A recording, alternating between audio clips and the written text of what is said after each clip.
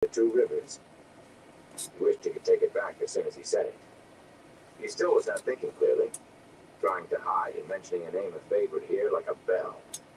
Master Kinch glanced at Matt out of the corner of his eye and puffed his pipe in silence for a while. That's far off, all right, he said finally. Almost to the border of the realm. But things must be worse than I thought if there's places in the realm where people don't even recognize the Queen's Guards. Not like the old days at all. Brand wondered what Master Alvear would say if someone told him the Two Rivers was part of some Queen's realm. The Queen of Andor, he supposed. Perhaps the mayor did know. He knew a lot of things that surprised Brand. And maybe others did too, but he had never heard anyone mention it. The Two Rivers was the Two Rivers. Each village handled its own problems, and if some difficulty involved more than one village, the mayors, and maybe the village councils, solved it between them. Master Kinch pulled on the reins, drawing the cart to a halt. As I go. A narrow cart path led off to the north.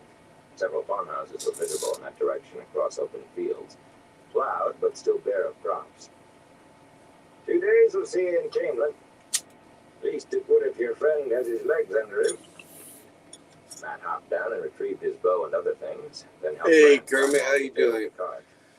Thanks for stopping by. Him, and his legs wobbled, but he shrugged off his friend's hand and tried a few steps on his own. He still felt you're doing unsteady, well. but his legs held him up. They even seemed to grow stronger as he used them. The farmer did not start his horse up again right away. He studied them for a minute, sucking on his pipe. You can rest a day or two at my place if you want. Won't miss anything in that time, I suppose. Whatever sickness you're getting over, young fella. Well, the old woman and me, we already had about every sickness you can think of before you were born. And nursed our younglings through 'em too. I expect you're past the catching stage anyway. Matt's eyes narrowed and Rand caught himself frowning. Not everyone is part of it. It can't be everybody.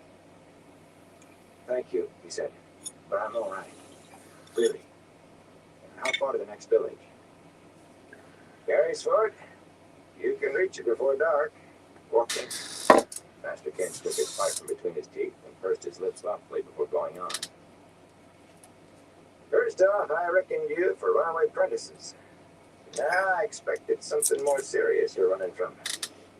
Don't know what? Don't care. I'm a good enough judge to say you're not dark friends and not likely to rob or hurt anybody. Not like some on the road these days. I got in trouble a time or two myself when I was your age. You need a place to keep out of sight a few days? My farm is 5 miles that way. He jerked his head toward the cart track. And don't nobody ever come out there. Whatever's chasing you won't likely find you there. He cleared his throat as if embarrassed by speaking so many words together. How would you know what dark friends look like? Matt demanded. He backed away from the cart and his hand went under his coat. Shit. Hell yeah, What do Kermit. you know about dark friends? Hopefully it finishes up pretty good for you. Fix yourselves, he said, and clucked to his horse. The cart rolled off down the What narrow kind of breeding path. project you got going on? Matt looked at Rand and his scowl faded. Sorry, Rand. You need a place to rest. Maybe if we go after him. He shrugged. I just can't get over the feeling that everybody's after us. Right, I wish I knew why they were. I wish it was over. I wish... He trailed off miserably. There are still some good people, Rand said. Matt started toward the cart path, jaw clenched as if it were the last thing he wanted to do. But Rand stopped him. We can't afford to stop just to rest, Matt. Besides, we don't have anywhere to hide. Matt nodded, his relief evident. He could take some of Rand's burdens, the saddlebags and Tom's cloak wrapped around the cased heart. But Rand held on to them. His legs really did feel stronger. Whatever's chasing us, he thought, as they started off down the road. Not chasing. Waiting. The rain had continued through the night they started. Hell yeah, Kermit. Hammering at them as hard as the thunder out of a black sky split by lightning. That sounds like it'd be a nice little Their cross clothes there. became sodden in minutes. Sounds like it'd be a An hour, tasty Rand's cross. skin felt sodden too, but they had left 4 kings behind them. Matt was all but blind in the dark, squinting painfully at the sharp flashes that made trees stand out starkly for an instant. Rand led him by the hand, but Matt still felt out each step uncertainly. Worry creased Rand's forehead. If Matt did not regain his sight, they would be slowed to a crawl. They would never get away. Matt seemed to sense it. Despite the hood of his cloak, the rain had plastered Matt's hair across his face. Rand, he said, you won't leave me, will you? If I can't keep up? His voice wavered. I won't. Rand tightened his grip on his friend's hand. I won't leave you no matter what. Sorry about that. Something flashed overhead and Matt stumbled, almost falling, almost pulling him down too. We have to stop, Matt. If we keep going, you'll break a leg. Gold. Lightning split the dark right above them as Matt spoke, and the thunder crack pounded every other sound into the ground. But in the flash, Rand could make out the name on Matt's lips. He's dead. He has to be. Let him be dead. He led Matt to some bushes the lightning flash had showed him. They had leaves enough to give a little shelter from the Hey, Dark Angel, how you doing? But he did not want to risk another lightning strike. How's your day going? So lucky next time. Huddled together, Or night, should I say? They tried to arrange their cloaks to make a little tent over the branches. It was far too late to think of staying dry, but just stopping the incessant pelting of the raindrops. Just smoking a little bit before they crouched against each I head to bed. body warmth. How are you doing tonight, gripping wet as Dark Angel? More grips coming through the cloaks. They shivered themselves into sleep. Hell yeah, that's good to hear. Rand knew right away it was a dream. He was back in Fort King, but the town was empty except for him. The wagons were there, but no people, no horses, no dogs. Nothing alive. He knew someone was waiting for him, though. As he walked down the rutted street, the buildings seemed to blur. Oh, damn, that sucks.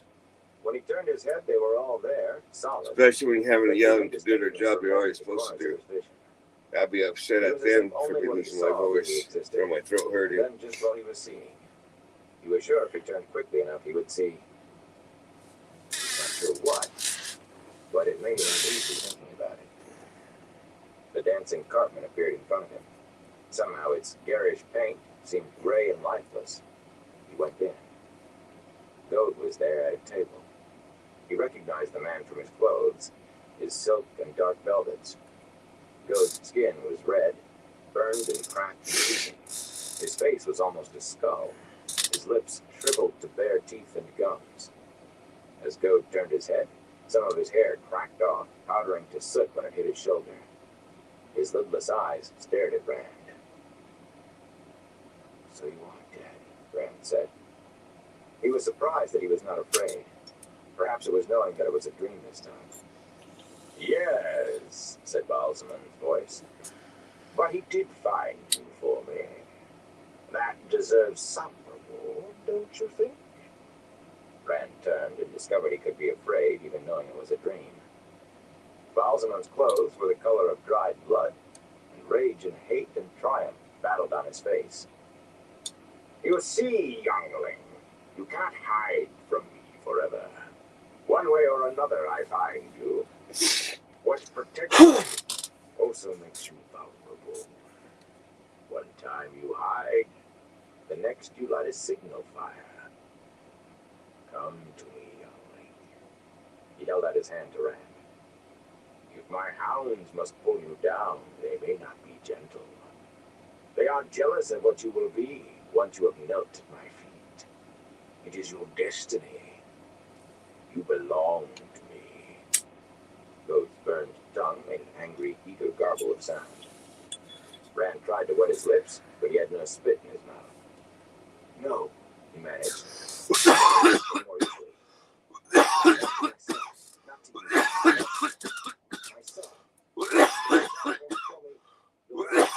The fires in Balzaman's face heated the room till the air swam. Alive or dead, youngling, you are mine.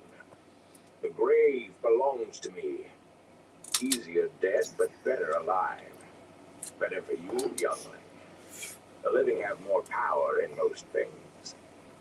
Goad made a gabbling sound again. Yes, my good hound. Here is your reward. Rand looked at Goad just in time to see the man's body crumble to dust. For an instant, the burned face held a look of sublime joy that turned to horror in the final moment, as if he had seen something waiting he did not expect.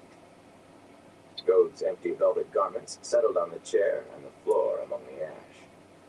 When he turned back, Balzaman's outstretched hand had become a fist. You are mine, youngling, alive or dead. The eye of the world will never serve you. I mark you as mine.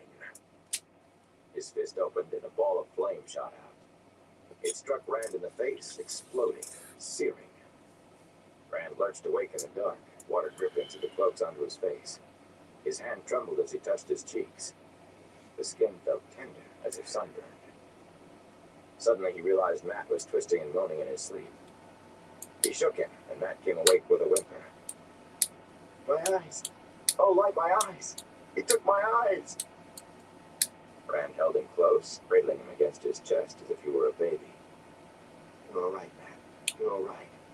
He can't hurt us. We won't let him. He could feel Matt shaking, sobbing into his coat. He can't hurt us, he whispered, and wished he believed it. What protects you makes you vulnerable. I am going mad.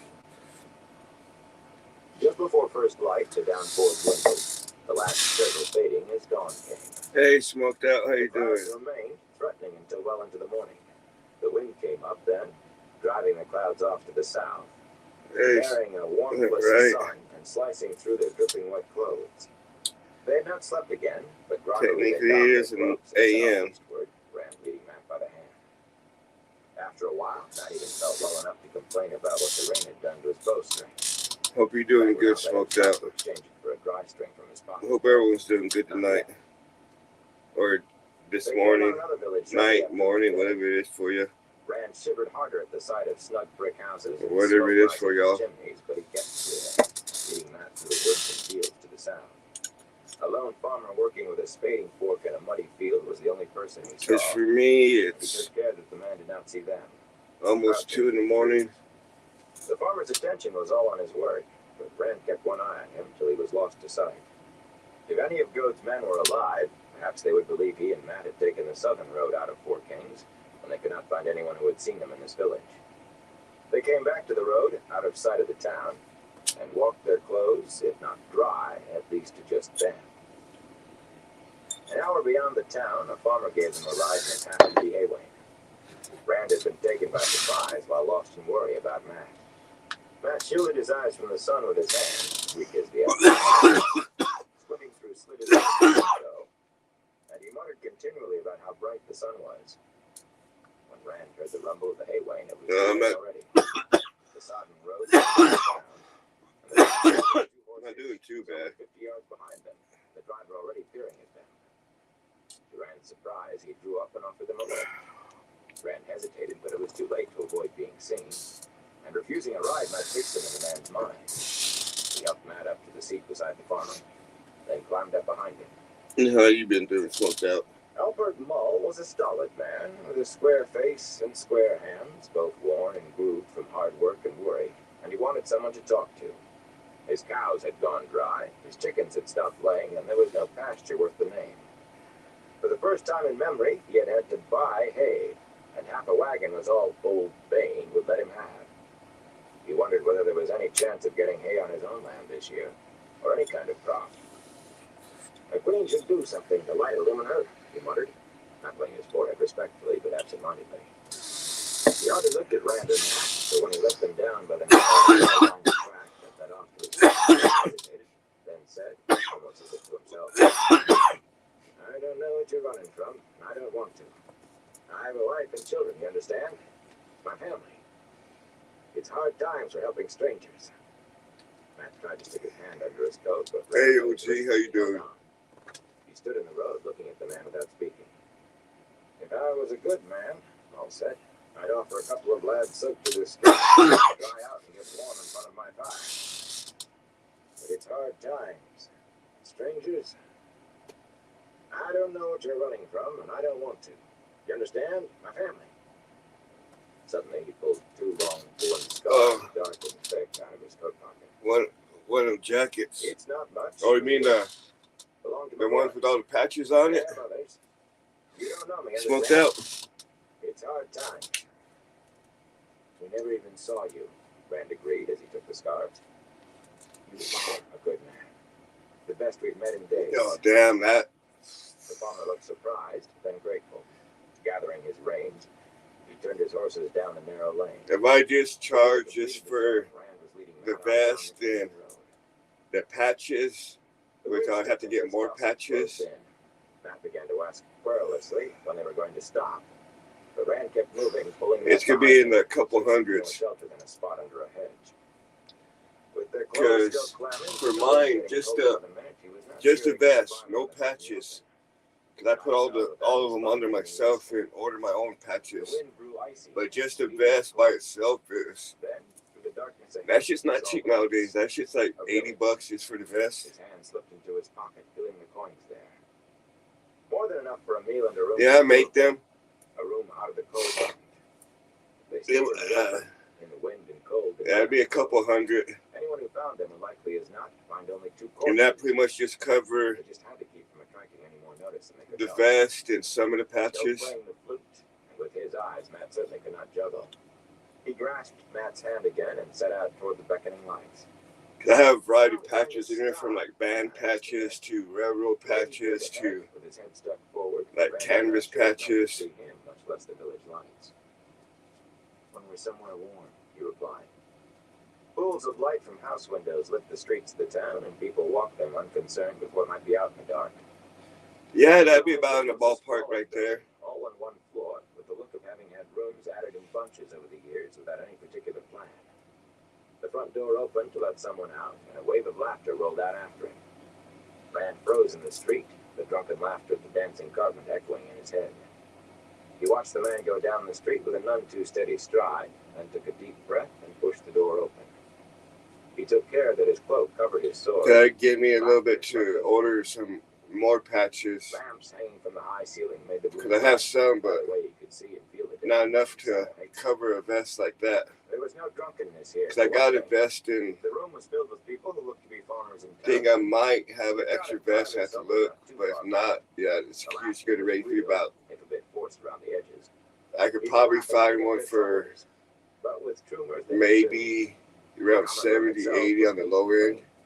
and warm from a fire roaring in a big fireplace at the far end. The serving maids' smiles were as warm as the fire, and when they laughed, Rand could tell it was because they wanted to. Hell yeah, smoked out. The innkeeper was as clean as his inn, with a green apron around his bulk. Rand was glad to see he was a stout man. He doubted if he would ever again. Do you care what kind of patches are on it? His name was Rulon Alwine. A good omen, Rand thought, with so much of the sound of Emmons Field to it. And he eyed them up and down, then politely mentioned paying in advance. Not suggesting you're the sort, understand, but there's some on the road these days aren't too particular about paying up come morning. Seems to be a lot of young folks headed for Camelot. Rand was not offended, not as damp and bedraggled as he was. When Master Alwine mentioned the price, the widened, and Matt made a sound as if he had choked on something. The innkeeper's jowls swung as he shook his head regretfully, but he seemed to be used to it. Times are hard, he said in a resigned voice. There isn't much, and what there is costs 5 times what it used to. It'll be more next month, I'll lay oath on it. Rand dug his money out and looked at Matt. Matt's mouth tightened stubbornly. You want to sleep under a hedge? Do you got Instagram? Reluctantly emptied his pocket. When the reckoning was paid, Rand grimaced at the little that remained to divide with Matt. But 10 minutes later, they were eating stew at a table in a corner near the fireplace, pushing it onto their spoons with chunks of bread. The portions were not as large as Rand could have wished, but they were hot and filling. Warmth from the hearth seeped into him slowly. He pretended to keep his eyes on his plate, but he watched the door intently. Those who came in or went out all looked like farmers, but it was not enough to quiet his fear. Matt ate slowly, savoring each bite, though he muttered about the light from the lamps. After a time, he dug out the scarf Alfred Mullen Because like I put my around his forehead, Instagram name down there for you. It's pretty much the same thing, but he cleaned his his plate hurriedly, urging Matt to do the same, then asked Master Allwine for their room. The innkeeper seemed surprised that they were retiring so early, but he made no comment. He got a candle and showed them. That's my Instagram. You can get hold of me on. With two narrow beds back in a far corner of the inn. Yeah, because the patches I usually buy, the only ones I usually have to buy singly is usually the back patch. Like how this one is, the big center one. A rooster crowing jerked him awake in the morning. He lay there watching. I think I got one big back patch, and it's from it's a punk rock band. I don't know if you ever heard of G.G. Allen or not. Matt exclaimed. I can see. He sat up on his bed, squinting around the room. Some anyway. Your face is still a little blurry, but I can tell who you are. I knew I'd be all right. By tonight, I'll see better than you do. Again. Rat said, scratching as he scooped up his clothes. His clothes were ready while he slept, and they itched. We're wasting daylight, he said. Matt scrambled up as fast as he could, scratching too. Rand did feel good. They were a day away from Four Kings, and none of Gode's men had showed up. A day closer to Camelin, where Moraine would be waiting for them. She would. No more worrying about dark friends once they were back with the Aes Sedai in the water. It was strange to be looking forward so much to being with an Aes Sedai. When I see Moraine again, I'll kiss her. He laughed at the thought. He felt good enough to invest some of their dwindling stock of coins in breakfast. A big loaf of bread and a pitcher of milk, cold from the spring. Did you send one? They were eating in the back of the common room when a young man came in. A village youth by the look of him, with a cocky spring to his walk and twirling a cloth cap, with a feather in it on one finger. The only other person in the room was an old man sweeping out. He never looked up from his broom. The young man's eyes... the patches that I got, but when they lit on Rand to use? The cap fell off his finger. He stared at them for a full minute before snatching the cap. Or the patches that's on my vest. Some more, running his fingers through his thick head of dark curls.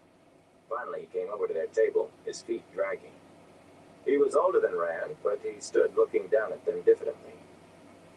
Mind if I sit down? He asked, and immediately swallowed hard as if he might have said the wrong thing. Rand thought he might be hoping to share their breakfast, then he looked able to buy his own.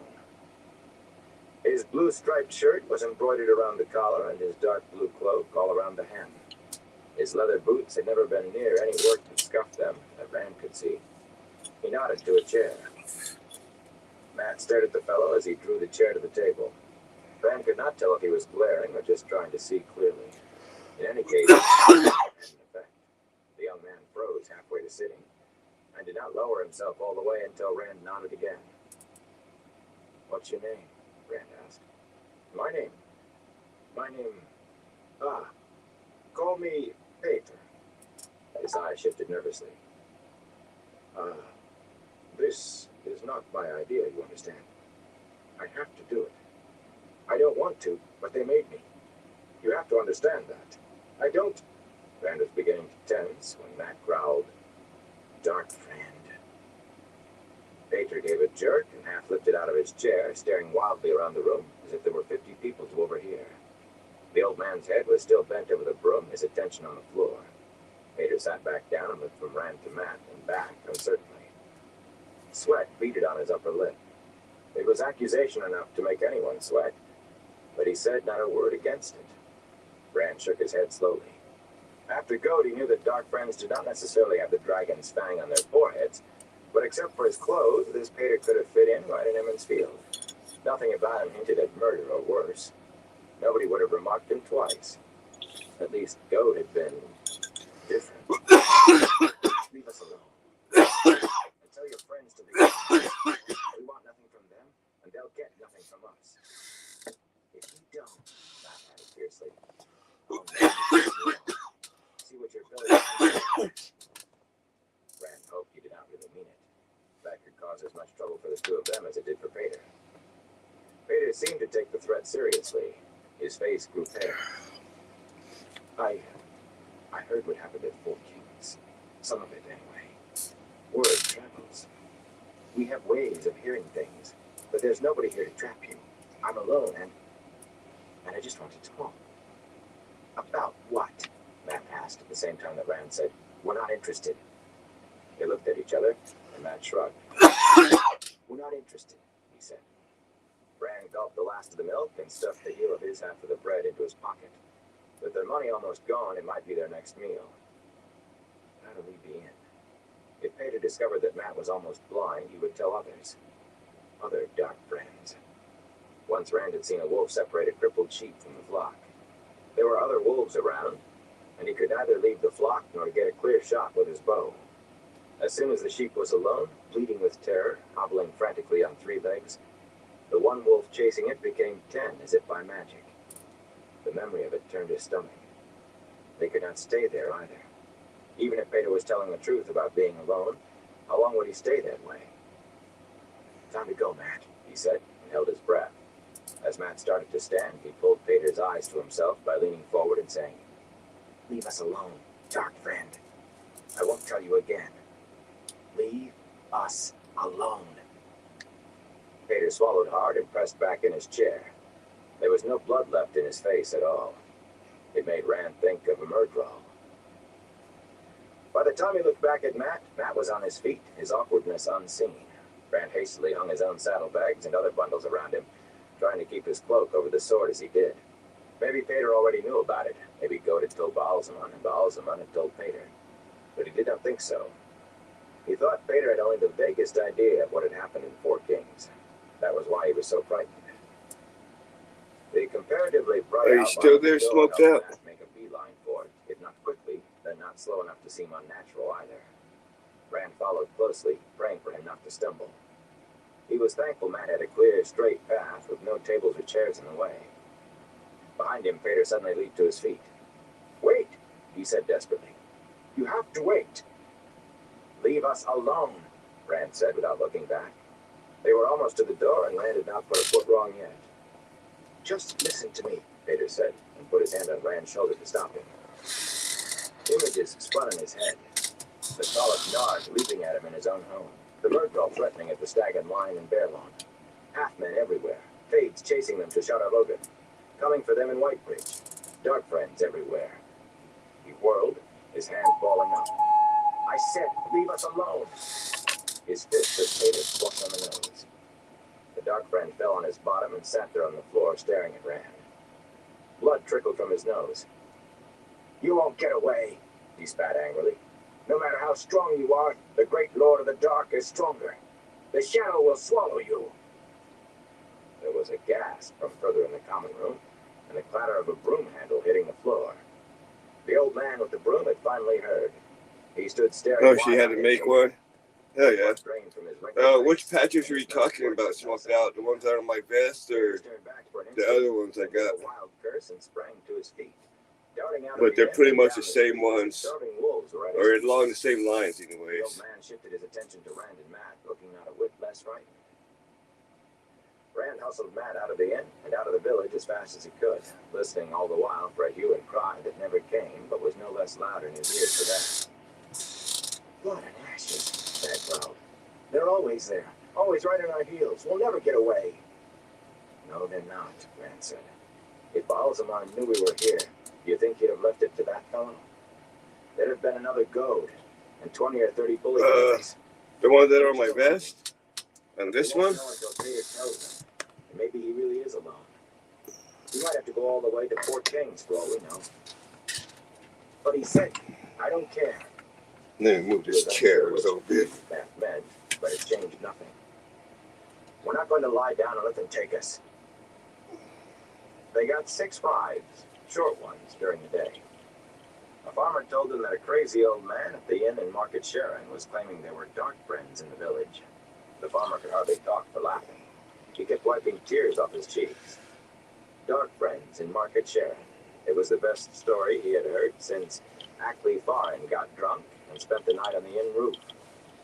Another man, a round-faced wagon-right with tools hanging from the sides of his cart and 2 wagon wheels in the back, told a different story. 20 dark friends had held a gathering in Market Sharon. Men with twisted bodies and the women worse, all dirty and in rags. They could make your knees grow weak and your stomach heave just by looking at you. And when they laughed, the filthy cackles rang in your ears for hours, and your head felt as if it were splitting open. He had seen them I himself, could get just some at more. I distance, have a little bit, far but enough off to be safe. If the not king did enough to something, do a then somebody complete had to ask the vest. children of the light for help. Somebody should do something.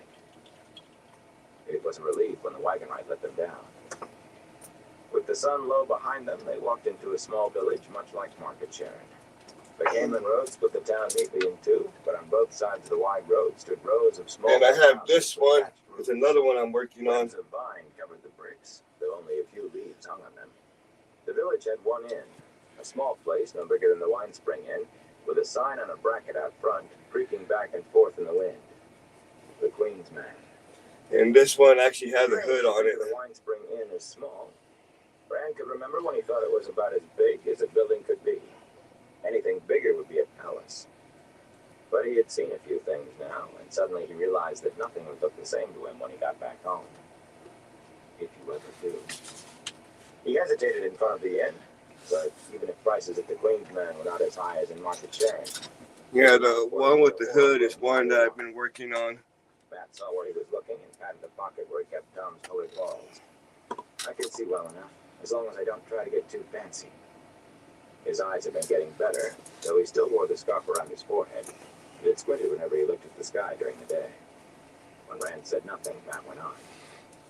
There can't be dark friends at every inn between here and Canelan. Besides, I don't want to sleep under a bush if I can sleep in a bed. He made no move toward the inn, though. This one is my personal one. After a moment, Brand nodded. The patches on this one I've had for many years. It's just thinking gone to a different vest. It's fallen apart. But this one all the running, all the looking over your shoulder. is one that's once I finish it, it's gonna be for sale. With the first step he took into the common room, he wanted Because it's actually a bugle boy hoodie or vest. Against the walls because there was nowhere for them to sit. It didn't have no inside pocket, so I kind of made my own. And the landlord too. It was a larger crowd. See if I can get it all the way undone. Too many for this small village. It was easy to pick out the people who did not belong there. They were dressed no different than the rest, but they kept their eyes made my own little drink. inside Locals watched pockets. the strangers as much as anything else. A drone of conversation hung in the air. But it actually has a hood on it. That they needed to talk to him. The noise was almost as bad there, with the cook and his helpers banging pots and darting about. The innkeeper. However, once that was finished, that'll be one that's be for sale. I still got to get more patches. 2 or 3 to a bed. And if that doesn't suit, I have nothing for you. Brand gave his spiel with a feeling of queasiness. With so many people on the road, every other one could be a dark friend, and there was no way to pick them out from the rest. Matt demonstrated his juggling. He kept the 3 balls, and was careful even then. And Brand took out Tom's flute. After only a dozen notes of the old black bear, the innkeeper nodded impatiently. You'll do. I need something to take those idiots' minds off this low gain. That vest cost me He's really the dragon. more than this vest did, just because the name of it. I didn't know that was still like a name brand. Who don't know enough to stay where they belong. That's what's causing all the trouble. People who won't stay where they belong. Mopping his face again, he hurried out of the kitchen, sputtering under his breath. The cook and his helpers ignored Rand and Matt. Matt kept adjusting the scarf around his head, pushing it up, then blinking at the light and tugging it back down again. It definitely takes a lot of time. As for himself, the queasiness in his stomach grew thicker. But He like dropped on a low stool, holding almost his head one in side his is a mix hands. The kitchen between, felt cold. He shivered. I would say band patches, but it's pretty much Stove one the band. nose with heat. His shivers became stronger, his teeth chattering. Because when I get patches, I He armed usually, around himself, but it did no good. with the exception of one patch on here, Dimly, he was aware of they're all asking him something, shaking his shoulder. high quality Running out of the room. patches, embroidered Then the patches. innkeeper was there, with the cook frowning at his side, and Matt was arguing loudly with them both. He could not make out any of what they said. The words were a buzz in his ears. And he It could not definitely seem to takes think time at all. doing all of it. Just Suddenly, Matt took his arm, me pulling him to his feet. more than All of their things, I guess you could say the norm because cloak and instrument cases, hung from Matt's shoulders. I put them The innkeeper just right to where it looks good. At least looks good to me. Weaving. At least I tried to. Supported by Matt, Rand let his friend steer him toward the back door. Sorry, Matt, he managed. He could not stop his teeth from chattering. Must have been the rain. One night out won't hurt, I guess. Twilight darkened the sky, spotted by a handful of stars. Not a bit of it, Matt said. He was trying to sound cheerful, but Rand could hear the hidden worry. He was scared the other folk would find out there was somebody sick in his inn. I told him if he kicked us out, I'd take you into the common room. That'd empty half his rooms in 10 minutes. For all his talk about fools, he doesn't want that. Then where? Here, Matt said, pulling open the stable door with a loud creak of hinges. It was darker inside than out, and the air smelled of hay and grain and horses, with a strong undersmell of manure. When Matt lowered him to the straw-covered floor, he folded over with his chest on his knees, still hugging himself and shaking from head to toe. All of his strength seemed to go for the shaking. He heard Matt stumble and curse and stumble again, then a clatter of metal. Suddenly light blossomed. About what size of vest would you need smoked out? If the inn was full, so was its stable. Every stall had a horse, some raising their heads and blinking at the light. Matt eyed the ladder to the hayloft, then looked at Rand, crouched on the floor, and shook his head. Never get you up there, Matt muttered. Hanging the lantern on a nail, he scrambled up the ladder and began tossing down armloads of hay. Hurriedly climbing back down, he made a bed at the back of the stable and got Rand onto it. Matt covered him with both their cloaks, and Rand pushed them off almost immediately. What? He murmured. Vaguely he knew that he had been cold only a moment before, but now he felt as if he were in an oven. He tugged at his collar, tossing his head. Hot. He felt Matt's hand on his forehead. I'll be right back, Matt said, and disappeared. He twisted fitfully on the hay, how long he was not sure, until he with a heaped plate in one hand. That's about a 2X. That's usually what I wear. From fingers by their handles. There's no wisdom here, he said, dropping to his knees beside Rand. He filled one of the cups and held it to Rand's mouth. Rand gulped the water down as if he had had nothing to drink in days. That was how he felt. They don't even know what a wisdom is. What they do have is somebody called Mother Broom. But she's off somewhere birthing a baby, and nobody knows when she'll be back. I did get some bread and cheese and sausage. Good Master Inlaw will give us anything as long as we stay out of sight of his guests. Here, try some. Rand a 1X. The sight of it, the thought of it, made his stomach. After a minute, Matt sighed and settled down to eat himself. Rand kept his eyes averted and tried not to listen. The chills came once more, and then the fever. This one would be a little big on you, because this is a 2X. That's a 2X, and it fits me fucking pretty big. Almost like a jacket, almost. Shadows took shape and moved on their own. Then he saw and for a 1X, I'd have to order a whole new vest. Fingers scrabbling for his sword hilt, he tried to get to his feet, yelling, Matt! Matt, they're here! Light, they're here! You can grow into that's a lot of growing, bro. Give me 1 second. I'll be right back. Rand pointed frantically down the stable and gaped. Shadows stirred and a horse stamped in its sleep. Nothing more. He fell back on the straw. There's nobody but us, Matt said. Here, let me take that. He reached for Rand's sword belt, but Rand tightened his grip on the hilt. No, I have to keep it. He's my father, you understand? He's my father. The shivering swept over him once more, but he clung to the sword as if to a lifeline. My father! Matt gave up trying to take it and pulled the cloaks back over him. There were other visitations in the night while Matt dozed. Rand was never sure if they were really there or not. Sometimes he looked at Matt with his head on his chest, wondering if he would see them too if he woke. Egwene stepped out of the shadows, her hair in a long dark braid as it had been in Emond's field, her face pained and mournful. Why did you leave us? She asked. We're dead because you left us. Rand shook his head weakly on the hay. No, Elaine. I didn't want to leave you. Please. We're all dead, she said sadly. And death is the kingdom of the Dark One. The Dark One has us because you abandoned us. No, I have no choice, Egwene. Please, Egwene, don't go. Come back, Egwene. But she turned into the shadows and was shadow. Irene's expression was serene, but her face was bloodless and pale. Her cloak might as well have been a shroud, and her voice was a lash. Empty bowl. That is right, Randolph Moab. You have no choice. You must go to Tar Valon, where the Dark One will take you for his own. Eternity chained in the shadow. Only I, Sedai, can save you now. Only I, Sedai. Tom grinned at him sardonically. The Gleeman's clothes hung in charred rags that made him see the flashes of light as Tom wrestled with the Fade to give them time to run. The flesh under the rags was blackened and burned. Trust Aes Sedai, boy, and you'll wish you were dead.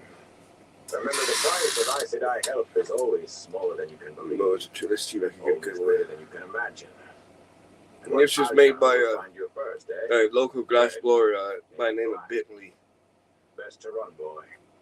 Run. And this one Lance stare was is Jason. I can't remember the rest of his name, but to see a heron-marked blade in the hands of the one that made this one is the same guy as the guy that taught this one to blow glass. You can see the somewhat similarities.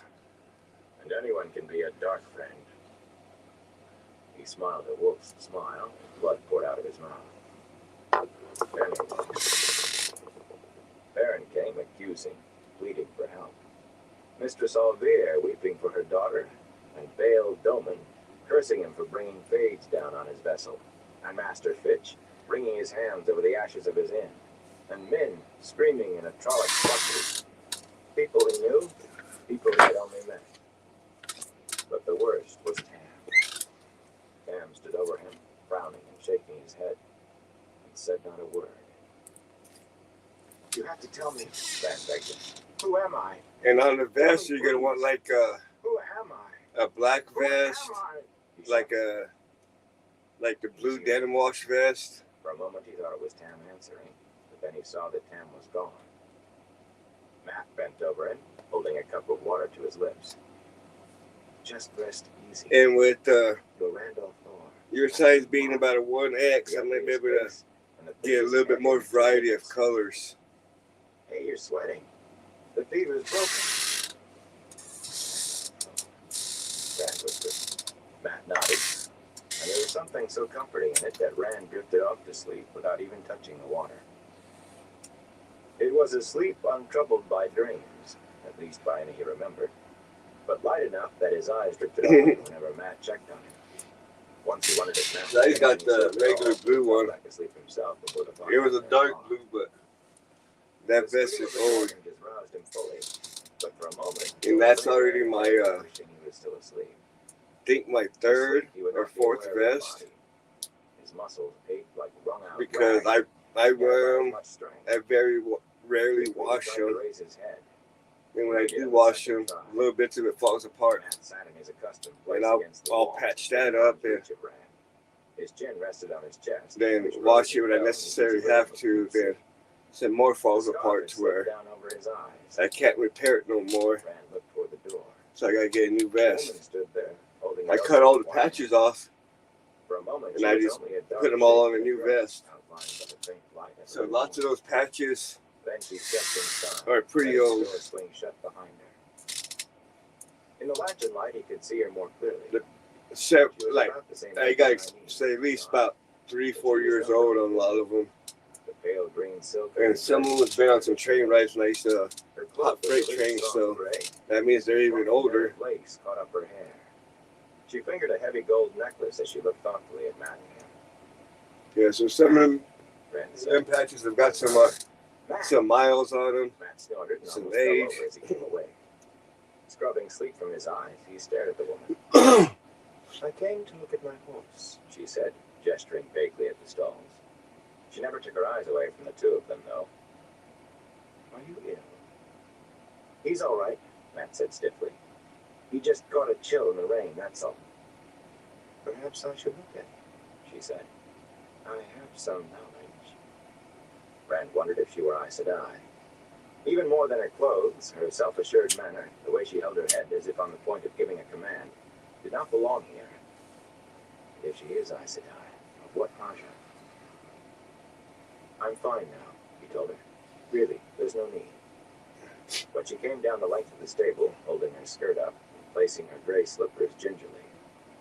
With a grimace for the straw, she knelt beside him and felt his forehead. No fever, she said, studying him with a frown. She was pretty. I think that might actually be a gray one. There was no warmth. It'd be under like a faded black, which is like a gray. But seemed to lack any feeling. I might be able to find a gray one. You were sick, though. Yes. You look good in blue. I think. She reached under her cloak, and suddenly things were happening too fast for Rand to do more than give a strangled shout. Her hand flashed from under her cloak. Cause she goes, some of them you can actually get like green denim vest, red denim vest, then the black, It all took just an instant, and then everything was the still. blue, like almost a white. One hand gripping her wrist Which- just above the dagger. Yeah, I won't do one like that just cause that's gonna get dirty as fuck. Just me putting stitches on it. Or putting patches on it. Her eyes, she tried to look down at the dagger Matt held. Eyes widening, she drew a ragged breath and tried to pull back from it, but it kept the edge against her skin. After that, she was as still as a stone. Writing this Licking his lips, stuff Rand down showed that way I don't himself forget. over. Even if he had not been so weak, he did not believe he could have moved. Then his eyes fell on her dagger, and his mouth went dry. The wood around the blade was blackening. Thin tendrils of smoke rose from the char.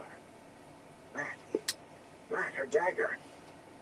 Matt flicked a glance at the dagger, then back to And just to let you know ahead of time, most of the vests, and I tried finding vests without it. They come, hey, MJ, they come with what's called a concealed carry pocket. Which is, He said, I'll use this if you move. Believe me, I will. a pocket like that is actually, Her eyes never left Matt's yeah, dagger. it has things in there to where it's actually set up to hold a pistol and clip. Rand was not sure what he was supposed to do if he tried anything. Shout, maybe. He certainly could not run after her if she tried to flee. But she said, How you doing, MJ? While Matt yanked her dagger free of the wall. The black spot stopped growing. There were faint wisps of smoke. Built up. Matt looked And they around for come, somewhere to those put the pockets dagger, come on and both saw sides, it. and it's pretty much He took it the full gingerly, length of as it. if You were could, a live you act. can hold the Desert Eagle in there if you needed to. Hey, Neil's Guardian, how you doing? No longer than the palm of his hand. Hell yeah, I definitely appreciate it. Only he had seen what he could do. The Hope hilt you're was doing not even good. warm, but his hand began to sweat. He hoped he did not drop it in the hay. The woman did not move from her sprawl as she watched Matt slowly turn toward her. She watched him as if wondering what he would do next. But Rand saw the sudden tightening of Matt's eyes, the tightening of his hand on the dagger. Matt, no! She tried to kill me, Rand. She'd have killed you too. She's a dark friend. That's not the word. But we're not, Rand said. The woman gasped as if she had just realized what Matt had intended. We are not, Matt. For a moment, Matt remained frozen, the blade in his fist catching the lantern light. Then he nodded. Move over there, he told the woman, gesturing with the dagger toward the door of the tack room. She got to her feet slowly, pausing to brush the straw from her dress. On one jacket from start to The woman finish. started in the direction Matt indicated. She moved as if there were no reason to hurry. But Rand noticed that she kept a wary eye on the ruby-hilted dagger in Matt's hand. You really should stop struggling, she said. It will be for the best in the end. You will see. The best, Matt said wryly, rubbing his chest where her blade would have gone if he had not moved. Get over there. She gave a casual shrug. Let's see, once I get the A jacket mistake. and the extra patches that I'm gonna need. Confusion since what happened with that egotistical. So once I get all that in, Not to mention whoever the idiot was who started the panic in Market Sheridan. No one is sure If I bust the ass on it, I could get all the patches on it in don't you see? You will have honored places. maybe a week. From the great Lord of your own free will. But as long as you run, there will be pursuit. And who can tell what will happen then? Rand took a chill. My hounds are Yeah, jealous. 'cause It, the most time is So you're having trouble with a couple of farm boys. Matt's laughed. that I take is Maybe you dark friends aren't as dangerous as I've always once I heard. get them in, You I'll flung start open the door of the tack room and stepped back. setting them She around paused the just through the best to doorway, see looking at him what's over gonna her go shoulder. where, and how I Her can get the gaze most was coverage ice, on and and her whatnot. voice held her still. Then I'll You pin look all that right on now it, how then dangerous we are. start When up. Red Gull gets here. Whatever else she had to say was cut off as Matt slammed the door and pulled the bar down into its brackets. When he turned, his eyes were worried. Hey, he said in a tight voice, tucking the dagger back under his coat. Come in here, she says. How are your legs? I can't Oh, shit. dance, Rand muttered. But if you'll help me That's get a lot away. of building in, Jay. He looked at the blade in his hand and shuddered. Blood and ashes, I'll run. Hurriedly hanging himself about with their possessions, Matt pulled Rand to his feet. Rand's That's legs crazy. wobbled, and he had to lean on his friend to stay upright, but he tried not to slow Matt down. He held the woman's dagger well away from himself. Yeah, but Outside the door was a bucket of water. start to finish He tossed might the take me a dagger into it week, as they maybe a little passed. bit longer to The get blade entered the water with a hiss. everything on Steam there, rose like from the surface. said and done. Grimacing, he tried to take faster steps. That's It was crazy, light dawn, there were MJ. plenty of people in the streets, even so early. That's a lot of time and patience you put in that, dude. I don't know if I could do that. For two young men But yet walking again, out I of the village. play Not with so many strangers Dragon about. Age, I play Just the same, Rand Diablo, so I can't say much on that part. With each step, he wondered if any of the folk hurrying by were dark friends, We might actually get some waiting for the woman with the dagger, with the fade. either Diablo or A mile we'll do outside some the Dragon village, Age the sun tomorrow. cleared out. and do a One live minute stream he of was that. tagging along, hanging on Matt. The next, they were both on the ground. Matt tugged him over to the side of the road. We have to keep going, Matt said. He scrubbed his hand through his hair, then tugged the scarf down above his eyes. Sooner or later, somebody will let her out, and they'll be after us again. I know, Rand panted. I know. Give me a hand. Matt pulled him up again, but he wavered there, knowing it was no good. The first time he tried to take a step, he would be flat on his face again. Holding him upright, Matt waited impatiently for a horse cart approaching from the village to pass them. Dragon Age. Matt gave a grunt of surprise when the Cause car I've rose to a stop. a leathery-faced man I looked played down Dragon at the Age driver's 1 Origins with the Something wrong with expansion, seat. The man and passed beat around it. the pipe. but that one I He's just easily tired. put in on Dragon on Origins with the expansion. I easily put in over 1,000 hours on that. And I've done Dragon Age 2 with just about as much time too. I just never got to finish it. Ate something that made me sick. And now I'm working on Dragon Age I'm better now, but I Inquisition. haven't slept. The man blew a streamer of smoke from the corner of his mouth. But I have to do that Going to Kama now. because my character that I'm using right now is a Kunari. He's a warrior, so I'm doing a whole trying to do a Templar build. That's right. We're going to see the false dragon. Yeah, climb on up then. Your friend in the back. If he's sick again, best it's on the straw, not up here. Name's Hyam Ketch. The decorating part, I would just be throwing Chapter 34. whatever The everywhere, last just village. whatever and It whatever. was after dark when they reached Carey's Ford, longer than Rand had thought it would take from what Master Kinch said when he let them down. He wondered if his whole sense of time was That's being crazy, MG, that it gets that in that much Only 3 detail. nights since Hull Goad and Fort Kings, 2 since Pater had surprised them in Market Sharon. Just a bare day since the nameless dark friend woman tried to kill them. I know they have a Fallout for the free game in a month on PlayStation Plus. I just didn't get it because I wasn't sure about it. It's, was it the Fallout 76? Neat, vine-covered brick houses and narrow lanes, except for the Cayman. Oh, that's crazy. Quiet and Then again, I was using I was using like they're doing like 4 or 5 different mods on Skyrim when I was playing. Hey Pierre, how you doing? Light spilled from the windows of the houses into streets, all but empty of people. That suited Rand. Slinking from corner to corner, he avoided the few people abroad.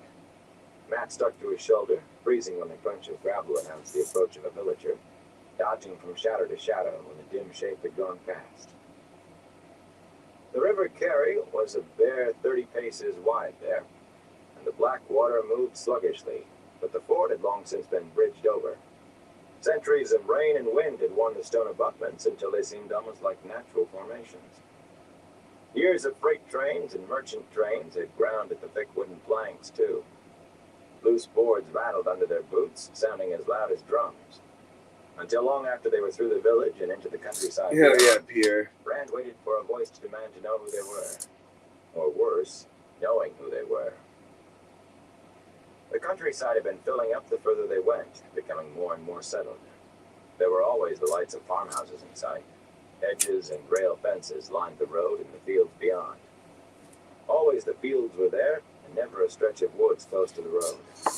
It seemed as if they were always on the outskirts of a village, even when they were hours from the nearest town. Neat and peaceful, and with never an indication that dark friends or worse might be lurking. Abruptly, Matt sat down in the road. He had pushed the scarf up on top of his head, now that the only light came from the moon. 2 paces to the span, he muttered. 1,000 spans to the mile.